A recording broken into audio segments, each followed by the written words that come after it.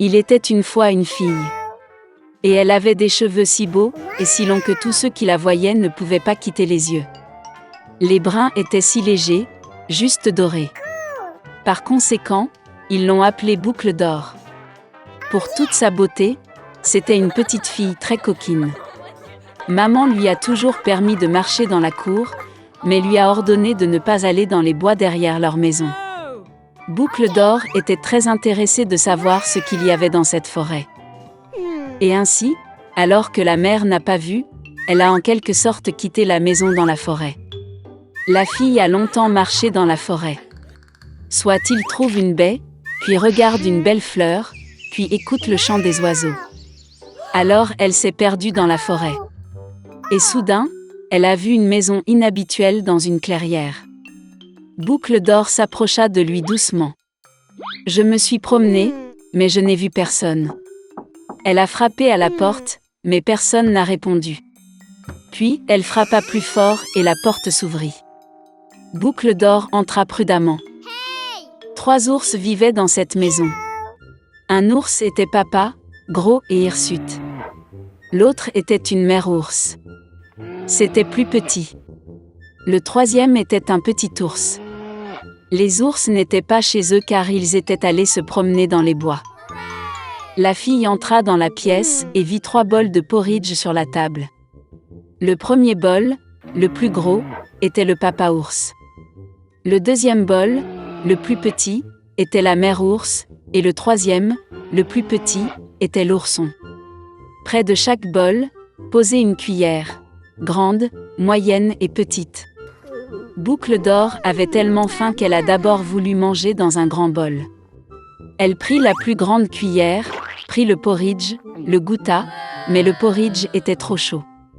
Puis elle prit une cuillère moyenne, ramassa le porridge, le goûta, mais le porridge était trop froid. Enfin, elle prit une petite cuillère et goûta le porridge du petit bol. Cette bouillie n'était ni chaude ni froide, juste comme il faut. Et Boucle d'or a mangé toute la bouillie du petit bol. Après avoir mangé, la fille a voulu s'asseoir et a vu 3 chaises près du poêle. Une grande, une autre plus petite et la 3e, très petite, avec un petit oreiller rouge. D'abord, elle a essayé de monter dans la plus grande chaise, mais n'a pas pu. Ensuite, la fille a essayé de s'asseoir sur la chaise du milieu, mais c'était très dur et inconfortable. Finalement, elle s'assit sur la plus petite chaise, et c'était parfait pour elle. Boucle d'or a tellement aimé la chaise qu'elle a commencé à se balancer dessus. La chaise a craqué, s'est cassée et elle est tombée au sol. La fille s'est levée et est allée dans une autre pièce. Il y avait 3 lits, grands, moyens et petits. Tout d'abord, Boucle d'or est montée sur le premier lit, mais il était trop haut et trop dur. Je me suis allongée sur celui du milieu, il était trop spacieux et mou. La fille s'allongea sur le 3e plus petit lit. Elle était juste pour elle. Boucle d'or se sentait si confortable et douillette qu'elle s'est rapidement endormie. La fille dormait profondément lorsque la famille des ours est revenue à la maison. Les ours ont eu très faim et sont immédiatement allés à table. En voyant son bol, papa ours s'est vraiment mis en colère. Quelqu'un mangeait mon porridge. Il grogna. La mère ours regarda aussi dans son bol et grogna moins fort. Quelqu'un mangeait aussi dans mon bol. Et l'ourson, voyant son bol vide, a pleuré bruyamment. Quelqu'un n'a pas simplement mangé de mon bol, il a mangé toute ma bouillie. Les ours ont senti que quelque chose n'allait pas, ont quitté la table et ont commencé à regarder autour d'eux. Papa ours remarqua que quelqu'un bougeait sa chaise et grogna d'une voix terrible. Quelqu'un était assis sur ma chaise. La mère ours regarda sa chaise et se plaignit. Quelqu'un était assis sur ma chaise et l'a déplacée de sa place. Et puis, l'ours a regardé sa chaise cassée et a encore pleuré fort. Quelqu'un ne s'est pas simplement assis sur ma chaise, mais l'a cassée.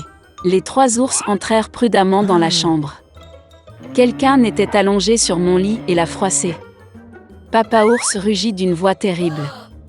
Et quelqu'un était allongé sur mon lit et l'a froissé, grogna la mère ours. L'ours en peluche a regardé son lit et a pleuré à nouveau.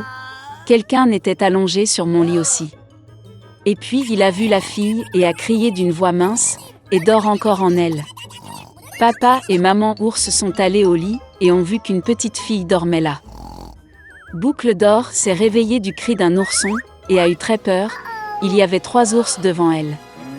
Elle a immédiatement sauté hors de la maison et a couru partout où ses yeux regardaient, sans se retourner. La fille a couru pendant un long moment, était très fatiguée, puis elle a vu sa mère, qui cherchait sa fille disparue dans la forêt. Depuis, Boucle d'or a toujours écouté sa mère et n'a rien fait sans sa permission. Elle est devenue une fille très obéissante, gentille. Il y a longtemps, dans le royaume désertique d'Agraba, vivait un pauvre type Aladin avec son singe Abu. Pour survivre, il a dû voler de la nourriture sur le marché. Mais malgré cela, Aladin était gentil et honnête, car il distribuait tout ce qui était volé à des enfants affamés. Un jour, en se promenant dans la ville, Aladin a remarqué comment un marchand de pommes menaçait une jeune fille. Elle a donné une pomme à l'enfant sans demander, et maintenant elle devait payer. Voyant que le vendeur a appelé les gardes, Aladin a décidé de sauver la fille. Il lui prit la main et l'aida à se cacher. Mais les gardes ont toujours rattrapé les fugitifs. Et il s'est avéré que la fille qu'Aladin avait sauvée était la princesse Jasmine. Les gardes ont emprisonné le gars dans un donjon. Cette même nuit, le méchant conseiller du sultan Jafar se dirigea vers sa cellule. Il a promis des richesses incalculables si Aladin l'aidait à lui procurer une lampe magique de la grotte des merveilles. Et Aladin était d'accord. Jafar a emmené le gars avec le singe dans la grotte, mais devant l'entrée lui a interdit de toucher quoi que ce soit sauf la lampe. Dans la grotte, Aladin a trouvé un tapis magique et une lampe. Mais Abu ne pouvait pas supporter l'interdiction et toucha l'un des rubis. La grotte a commencé à s'effondrer. Puis le tapis magique les attrapa et s'envola vers les ruines du château en ruine. Aladin regarda longuement la lampe qu'il avait apportée avec lui de la grotte des merveilles. Elle était très poussiéreuse. Quand Aladin essuya la lampe avec sa main, Gêne en sortit. Il a annoncé à Aladin qu'il avait été dans la lampe pendant de nombreuses années, et pour son salut, il pouvait réaliser 3 souhaits. Aladin a promis de n'utiliser que 2 souhaits, et le 3e de libérer Gêne de la lampe pour toujours. En regardant les étoiles, Aladin se souvint de la princesse. Il est tombé amoureux de Jasmine, mais un voleur ordinaire ne pouvait pas impressionner la princesse. Puis Aladin a passé son premier souhait de devenir prince. En arrivant au palais du sultan, Aladin, sous les traits d'un prince, a tenté de conquérir le cœur de Jasmine. Mais la princesse était catégorique, car elle était depuis longtemps tombée amoureuse du roturier qu'il avait sauvé dans le bazar. Pendant ce temps, Jafar remarqua le faux prince dans le palais. Le conseiller maléfique a piégé le gars dans la tour et, avec des menaces, a commencé à déterminer où se trouvait la lampe magique. Ne recevant aucune réponse, Jafar le poussa de la haute tour dans la mer soudain. Abu a volé avec une lampe sur le tapis et Aladin a réussi à le frotter. Puis Jinn est apparu et les a sauvés, utilisant ainsi le 2e souhait. De retour au palais, Aladin dit au sultan que Jafar est un sorcier maléfique qui est sur le point de trahir le royaume. Le sultan arrêta son conseiller, mais sous le couvert de la nuit, le sorcier réussit à sortir du cachot. Il se dirigea vers les quartiers d'Aladin et vola la lampe, devenant le nouveau propriétaire de Gêne. Jafar passa son premier désir de devenir sultan.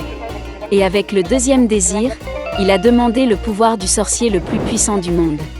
Ayant reçu le sien, Jafar a transporté comme par magie le gars avec le singe sur le terrain vague glacial. Et il a décidé de forcer la princesse Jasmine à se marier. Pendant que la cérémonie de mariage se déroulait, le tapis magique a découvert où se trouvaient Aladin et Abu, puis les a renvoyés au château. Voyant Jafar, Aladin commença à le taquiner, l'appelant le 2e au pouvoir après Jinn. Puis un Jafar en colère a passé son dernier souhait de devenir un génie tout-puissant. Devenu un génie, Jafar est soudain devenu lui-même esclave de la lampe. S'affaiblissant, il a promis la vengeance d'Aladin. Mais avant qu'il n'ait pu finir ses malédictions, la lampe le tira à l'intérieur. Jinn porta la lampe de Jafar dans la grotte des merveilles, et l'ordre fut rétabli dans le royaume. Aladin a décidé de tenir sa promesse, alors il a passé son troisième souhait de libérer Jane de la lampe pour toujours. Et le sultan, qui a vu qu'Aladin et Jasmine étaient amoureux, leur a permis de se marier. Et ils ont vécu heureux pour toujours, et le royaume d'Agraban n'a prospéré qu'au fil des ans.